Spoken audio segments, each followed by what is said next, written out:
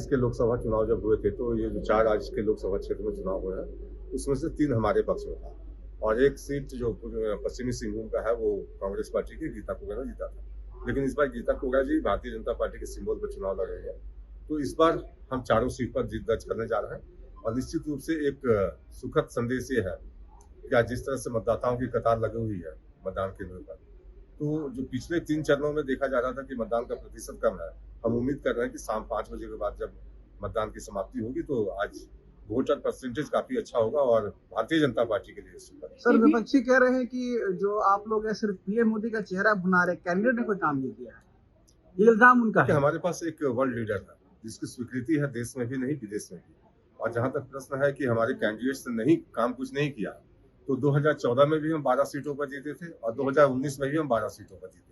तो जनता कोई बेवकूफ नहीं है कि हमें बार बार कुछ किए बगैर ही हमें जीत दिला दे। निश्चित रूप से हमारे कैंडिडेट्स ने कुछ किया होगा और कमोबेश जहां मान लीजिए कहीं कुछ परेशानियां थी वहां हमने कैंडिडेट्स भी चेंज किया है, नए चेहरे लाए हैं पार्टी ने।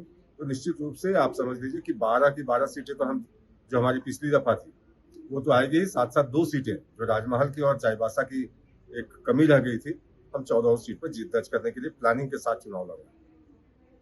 इस बार स्थितियां बदल रही है, ऐसा विपक्ष का कहना है कि मोदी का असर कुछ कम हुआ है, मोदी जी का। देखिए हम लोग भी देखते हैं कि भाई वो हमारे आंकड़े तो बताते हैं, वो जब हम 400 पार का नारा लगाते हैं हमारे कार्यकर्ता तो वो बोलते हैं कि नहीं 150 से ज्यादा नहीं आएगा। कभी आपने किसी विपक्ष के नेता से सुना कि उनकी कितनी आने वाली?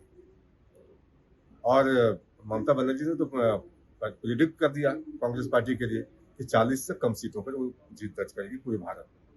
तो कांग्रेस पार्टी अपना देखे, अपना कुनबा देखे, क्योंकि जिन छोटे छोटे दलों को उन्होंने लेकर अपने कुनबा तैयार किया है, तो भ्रष्टाचारियों का जो जमावड़ा है उसको जनता निश्चित रूप से रिजेक्ट करने जा रही है। तो सर इस बार बीजेपी कितनी अपनी जीत को लेकर आश्वस्त है?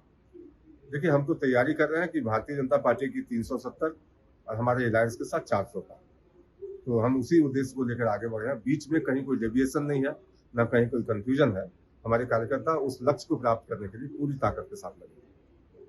ठीक है, थैंक यू।